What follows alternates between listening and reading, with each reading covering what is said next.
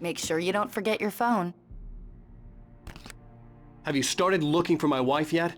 My men are already on it. Now, can you tell me what happened? I'm not sure. I can't remember. We were arguing. I walked out of the cabin. The cabin on Cauldron Lake? How did you end up at Stucky's gas station? I wanted to tell her what had happened last night, but I couldn't. She'd lock me up. Excuse me. I need to take this. Hello? Alice, please help me. Alice? Stop talking to the law. You'll do exactly what I say if you ever want to see your wife again. Who is this? Go to the back lot. There's a hole in the fence on the left. Look inside the junker. I left a little something there to convince you we're all on the same page here. After you ditch the cops, you're gonna meet me in Elderwood National Park. There's a spot called Lover's Peak. Midnight. Don't do nothing stupid, pal. We're watching you. Mr. Wake, can I help you with anything? I need to get some air. The sheriff said I could go out back. Of course, Mr. Wake. You can get there through the cell corridor. Just don't mind Walter in there. He's one of our regulars. I thought he quit drinking for good. Oh, no such luck. He went on a bender and beat Danny pretty badly. He started shouting like that the moment he woke up.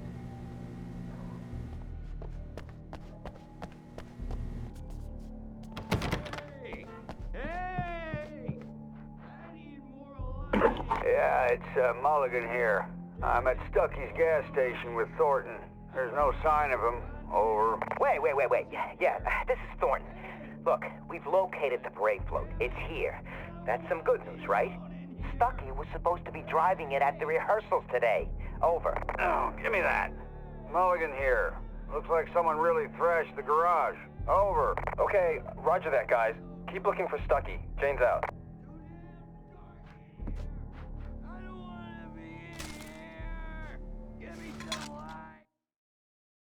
Alice looked through the viewfinder, lining up the shot. Cauldron Lake was breathtaking. Something caught her eye. A figure standing in the shadows behind the cabin, like a thin woman in a black dress. She lowered the camera and looked again. No one there. Just a collection of bushes that looked vaguely human-shaped. She shook her head and laughed.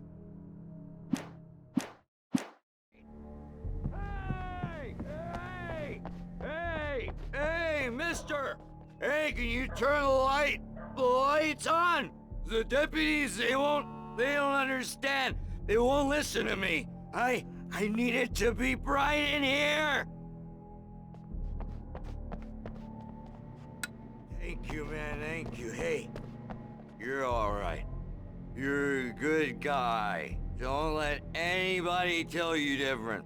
You know, I shouldn't even be in here. The cops, they got it all wrong, see? Sure, I beat him up, but I wasn't drunk. I mean, I wasn't drunk at the time. I only got drunk afterward. Okay, listen, you gotta listen carefully now. Here's the kicker. That wasn't Danny. No, sir. It only looked like him. You wanna know who it really was? I'll tell you who it really was. It was a goddamn space alien!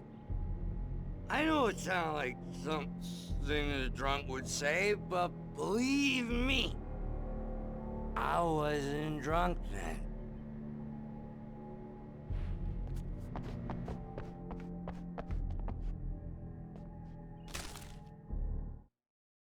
In spite of its human mask, to describe the dark presence as intelligent would have implied human qualities on something decidedly inhuman. Nonetheless, it found the one spot in the diner that was dark enough. Some light spilled into the corridor, ravaging it. But it took the pain. Horrible as it was, the writer would soon fix that. He would be coming to the one place where it still had power.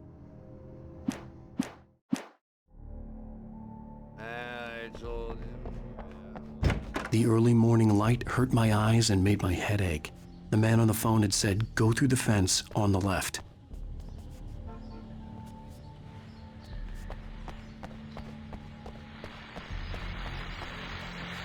Well, folks, it's been another long night, and it's about time for me to sign off for a while. God knows I need my beauty sleep. Just one more item before I go. It's been a busy night for the sheriff's department. We've had a few broken windows, even a report of shots fired on Main Street. Deputies Mulligan and Thornton had to deal with two intoxicated young men who were celebrating the completion of their Deer Fest float. Now, folks, we get this every year. I know it's exciting that the big day's almost here, but let's save it for the party and leave the gunplay for the shooting competition, huh? There's no point in getting all worked up yet.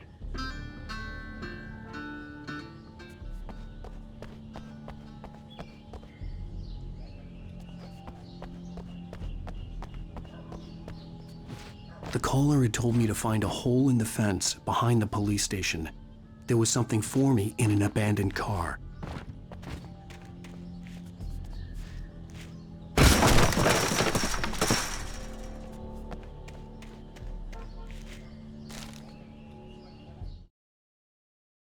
The kidnapper fired his gun one last time, and the shadow vanished into the darkness it had come from.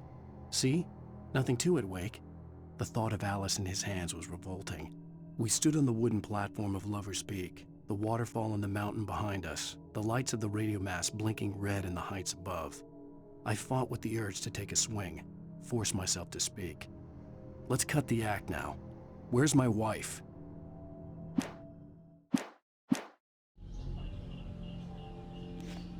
Alice's driver's license had been placed on the front seat. The caller meant business.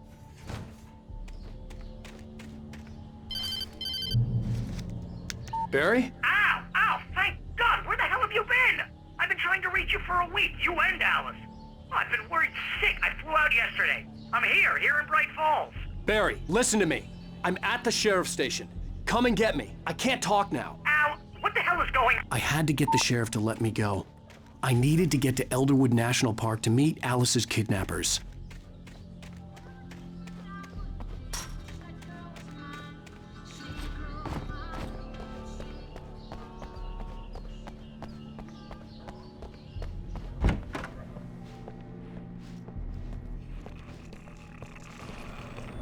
A writer is a light that reveals the world of his story from darkness, shapes it from nothingness. The way a sculptor carves a statue from a block of granite. If I stop, the world I'm making dies. Darkness will reclaim it. It's a long, hard journey into the dark. Alice's life is at stake, but I can't think about that, or I'll lose it. The dread lingers at the edge of perception. I'll push on. Anything is possible here. I'll write the story. I'll save her.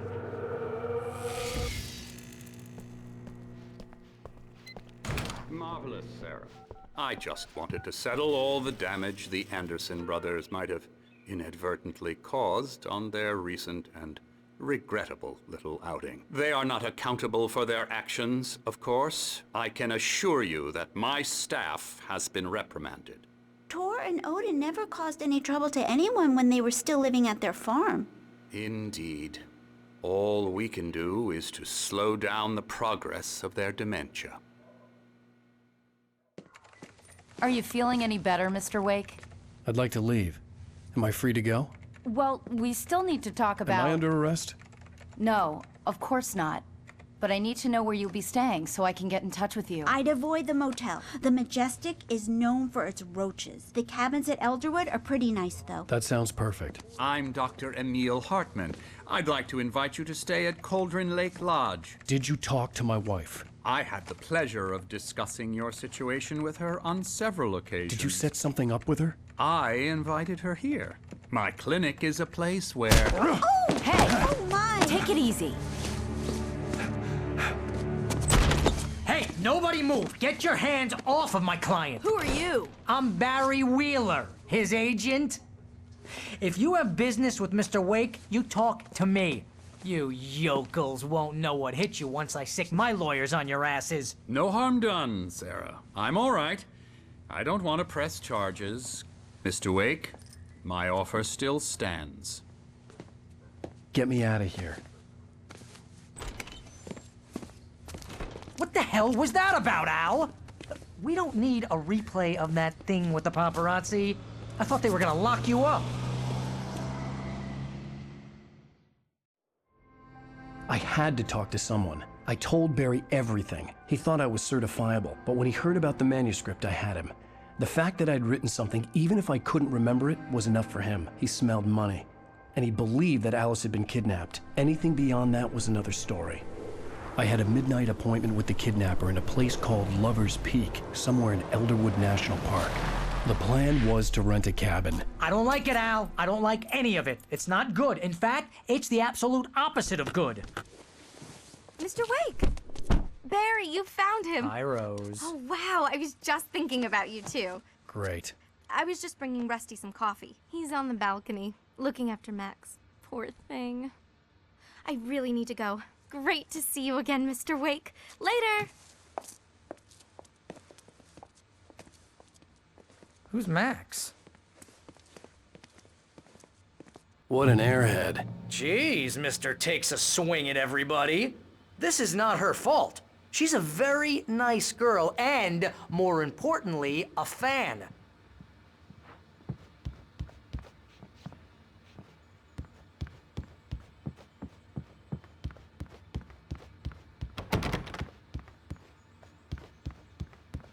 Seriously, Al, what you were saying in the car?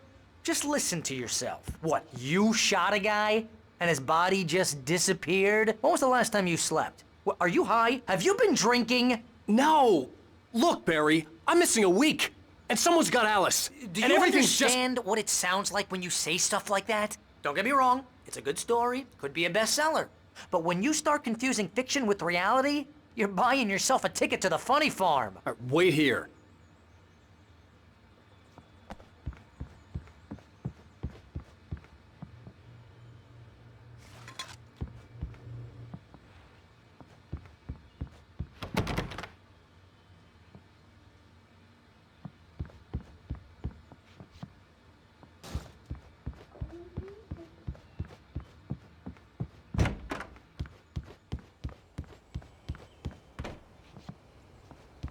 Easy there, boy. I'm almost done. Hey, Rusty, right? You rent cabins. Oh, Mr. Wake. I'd shake your hand, but mine are kind of full here. Actually, I'm sorry about this. Would you mind grabbing the registration form from the desk? It's just across from Bucktooth Charlie. Okay, sure. What happened? Crazy poachers. Max here got his foot caught in a trap. They're illegal to use here. Hell, you're not supposed to hunt within the park at all. But that doesn't stop some lowlifes. Well, at least Max is gonna be okay. He got lucky. Max is still groggy from the shot I gave him, and I'd rather not leave him alone just yet. The form's on the desk across from the mammoth skeleton. Seriously, Al, you can't just go and meet a kidnapper. Those situations always end up in disaster.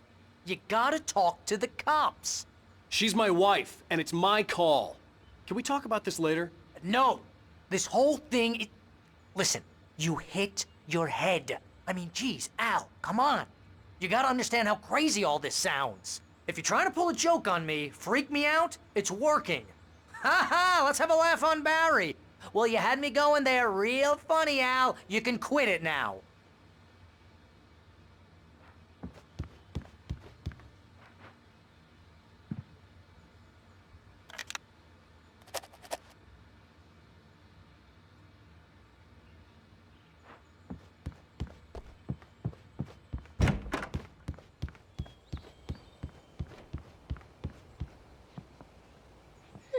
I think this is the form you wanted.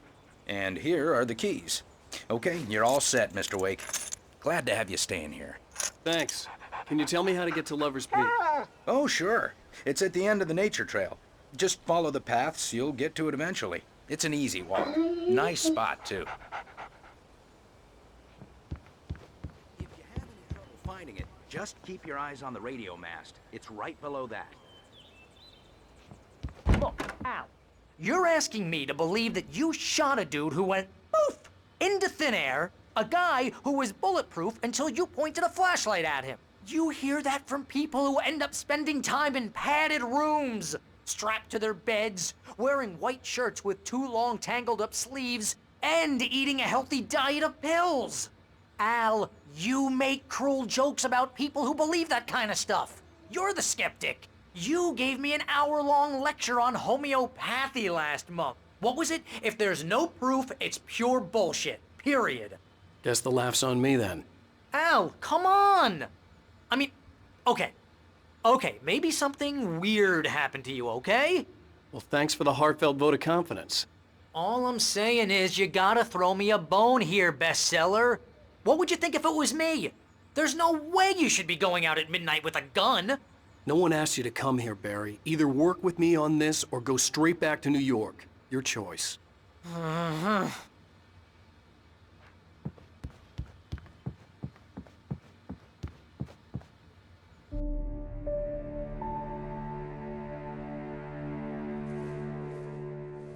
That's just crazy talk, Al.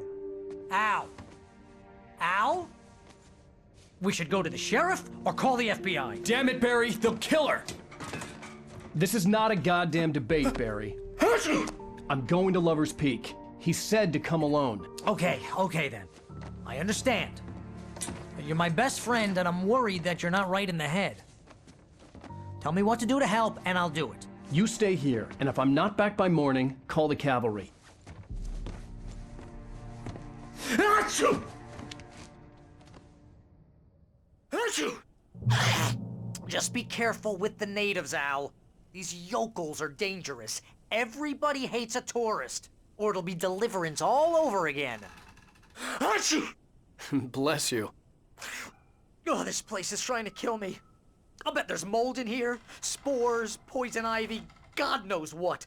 This is so not worth a 15% commission.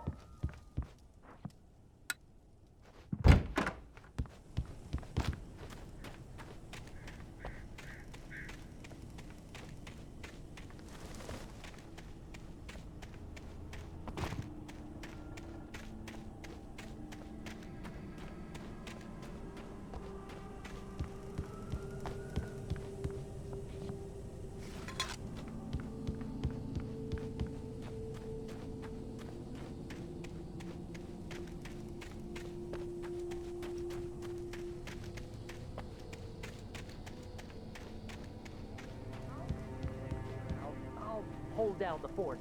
I'll be with you in spirit every step of the way, Al. Walk through the door now.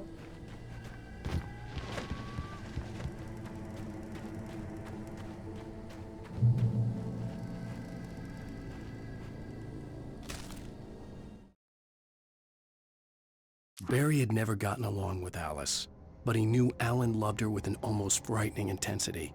And now something had happened to Alice. And here was Al armed with a gun and saying things people got put in padded cells for. It was as if his friend had experienced a massive psychotic episode and was now totally disconnected from reality. It scared the shit out of Barry.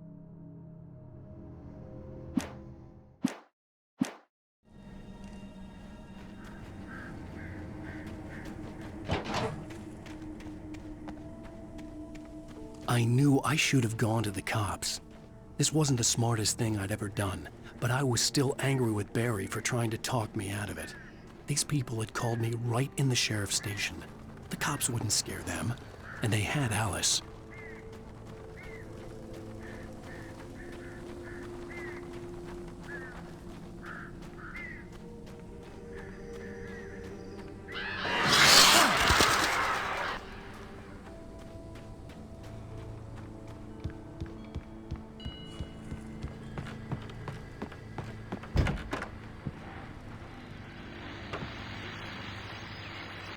Welcome back to the show, folks. As promised, our very own Dr. Nelson has just parked his rear end in the studio. Doc, what's your Deerfest plan like? My plan? You make it sound a lot more organized than I ever seem to manage. Oh, yeah. No plan, really, just taking the atmosphere. I'm getting a little too rickety to do much more than that, you know. Oh, tell me about it. No sack race for us older gentlemen, huh? Yes, exactly, Pat. But I'm gonna check out the parade, of course. And I'll be one of the pie contest judges, too. Well, that takes a different kind of constitution. Oh, yeah, it's my kind of exercise. Now, Doc, seriously, you're in pretty good shape, though. You're the outdoors type. I know for a fact you're an avid fisherman. That's right. Matter of fact, just caught a heck of a largemouth bass early this morning. But you're not taking part in the fishing contest? No, not this year. See, Pat, I'm just not that competitive anymore. Now I just like to take my time and enjoy the peace of it. It's no fun if I need to worry about what I'm catching, you know? Well, considering your track record, the participants are probably pretty happy you feel that way. Well, Pat, that's kind of you to say.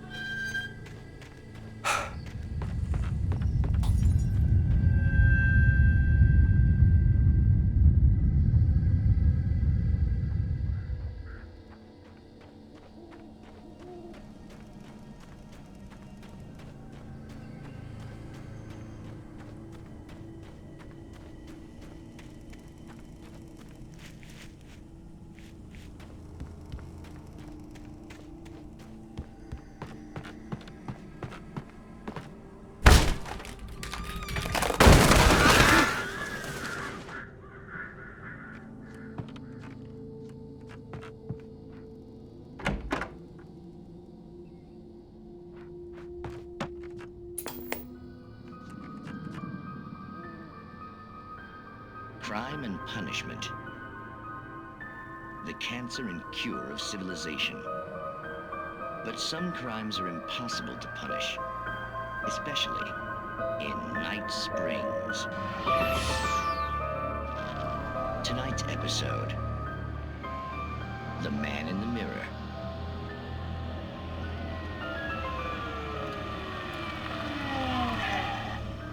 He's inside, Agent. He's a weird one. So, you're confessing to killing that guy, huh? Why? Had it coming? Yeah, but why would you do that? I mean, you're a nice guy. Normal. Took a kid to a soccer game. So how come at the game, you pick a guy and, quoting from the arresting officer's report here, assault the victim's head area repeatedly with the weapon of choice being a pair of bare fists? Wow, that sentence really flows, huh? Maybe you're not the literary type. Okay, so you mess him up. But why? Who was that guy? We couldn't ID him. Why would a guy like you do him like that? I didn't like his face? Well, you must have hated it, because you really went to town there. I mean, there's no way to tell what he looked like. No ID on him either. That must be difficult. But then we ran the fingerprints. Got a match. Your prints. Identical. Huh, how about that? Your son said you were wearing a white shirt when you took him to the game, but the white shirt is on the dead guy. It's plenty red now. You won't get away with this. Do you really think that's in any way relevant to me?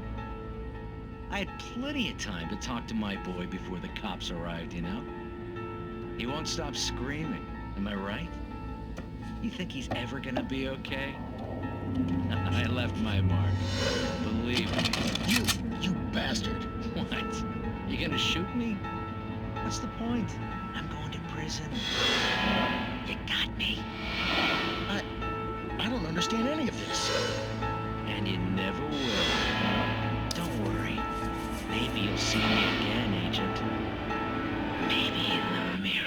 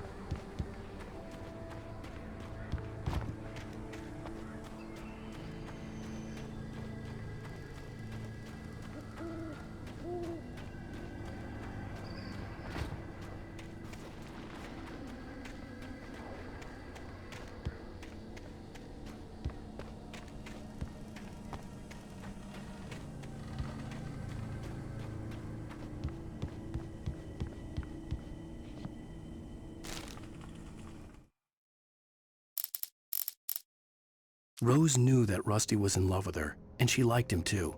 She liked him a lot. He taught her to dance, and life had certainly taught her the value of a man who was gentle. He treated her well, made her smile, made her feel good. But Rusty wasn't the prince of her dreams, and that tended to underline the unbearable truth. She was no closer to that Hollywood magic than he was.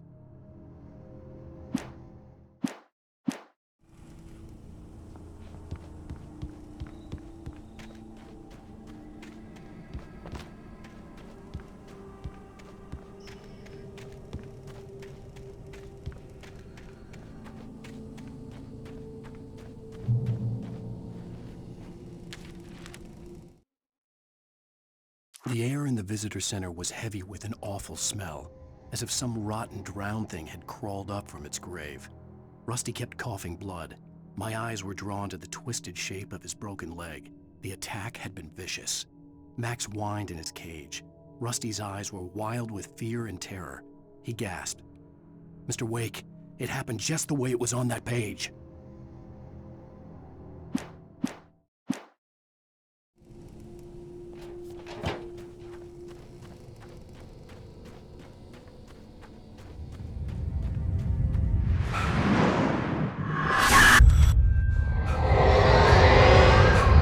Vision left me weak. This was no head injury.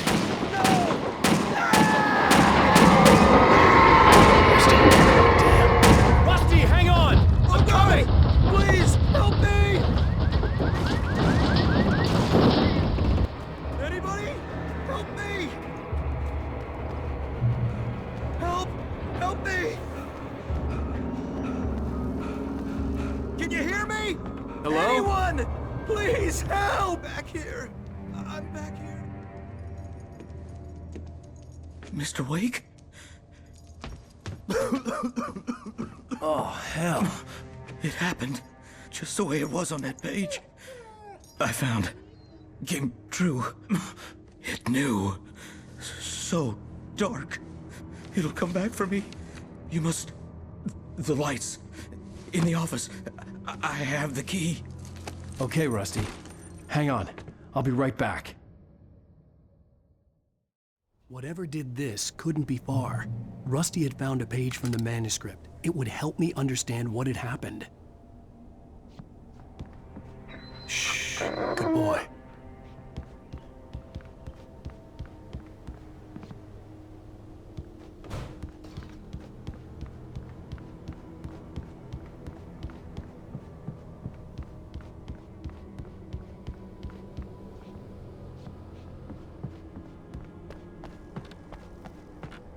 The only way to make sure that Rusty was safe was to get the power running and the lights back on.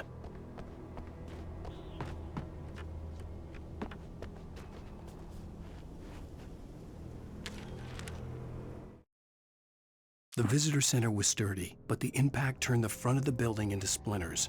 Rusty was thrown across the lobby like a rag doll and hit the far wall hard. It didn't hurt until he tried to move and saw his leg bend the wrong way. Felt the broken ribs stabbing him on the inside. Rusty howled in pain and fear, suddenly afraid to die alone.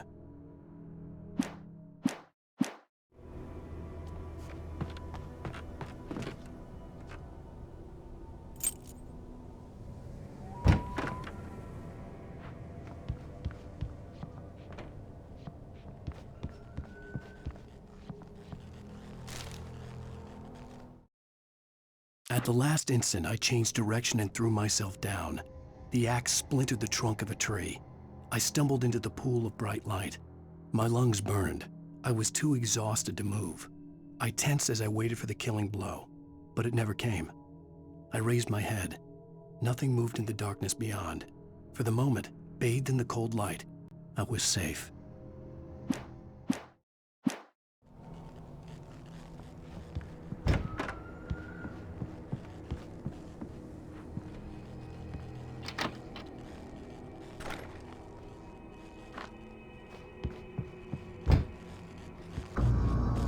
I was too late.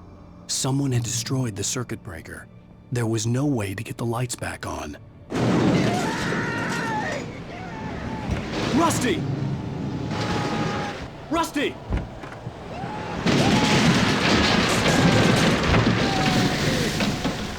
ground was covered with oily patches that looked like liquid darkness. Just need hunting licenses.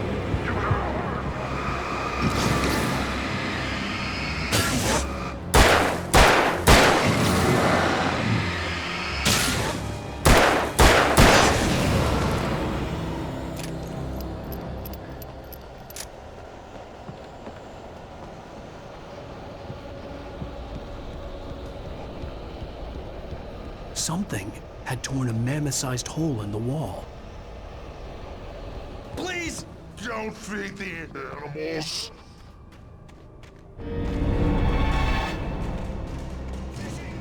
Is only permitted for those visitors who purchase a park license. Obey the park ranger's instructions at all times.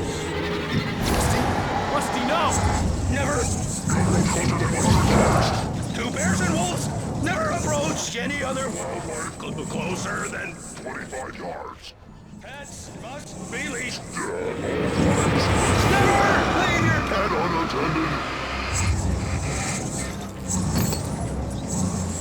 It.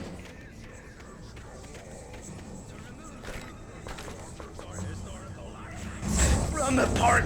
Gross.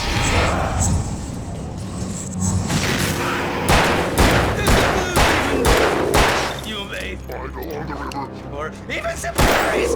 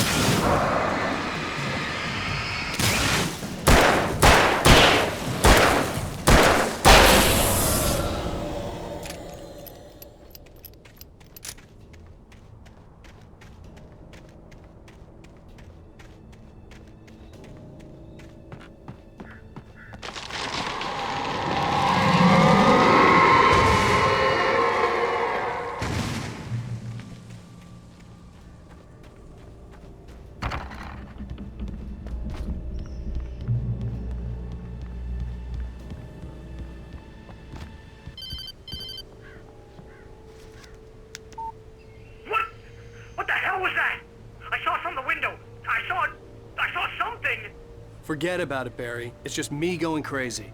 Oh, jeez. Oh, jeez. You're not crazy. I wish you were crazy, but you're not crazy. Ow, be careful. Stay in the cabin. Don't open the door for anyone. I mean it.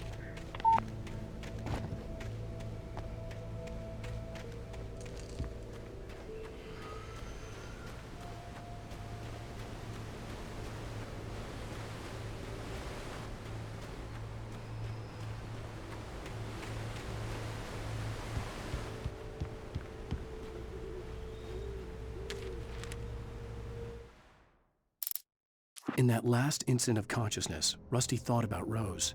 He was older than she was. Rose was barely out of her teens, but she made him feel young and forget what a train wreck his long-dead marriage had been. He still wore the ring.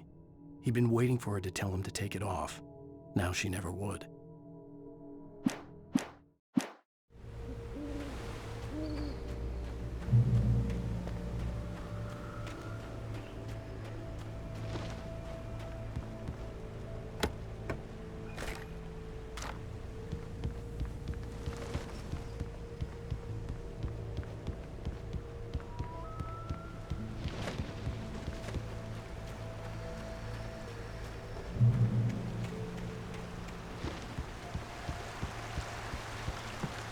Lover's Peak was at the far end of the nature trail.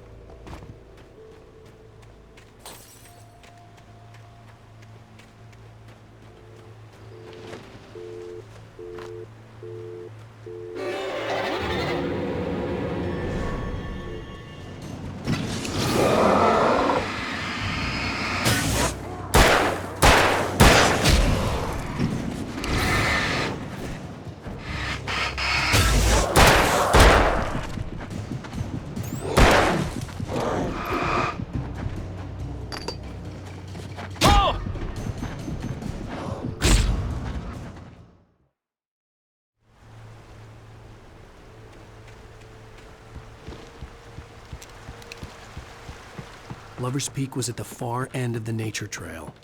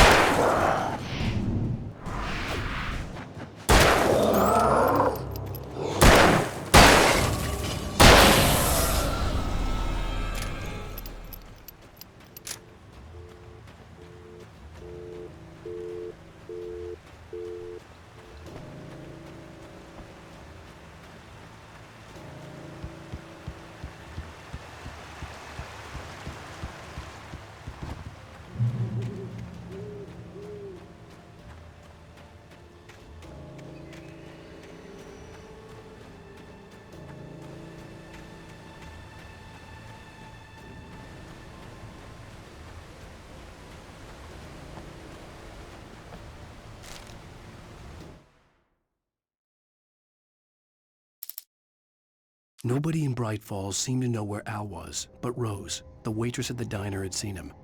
From what Barry could tell, Al pretty much fell off the face of the earth when he left the diner. Rose was just the kind of fan that Al hated, but she really tried to help. She was smart too, knew a lot about what was going on in the town, knew a lot about Al, even knew who Barry was. Barry liked her. That was no big surprise. When it came to women, Barry and Al rarely saw eye to eye.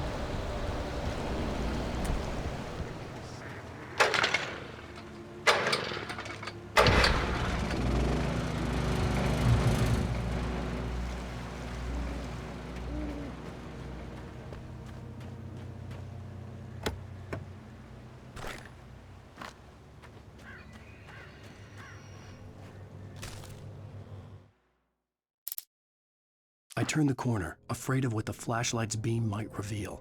Suddenly, a roughly painted symbol of a torch glowed in the light. Behind it, hidden by a rock, sat a battered metal trunk. It was here for a reason, packed with supplies, batteries, flares, ammo, things you need to make it through the darkness of the night.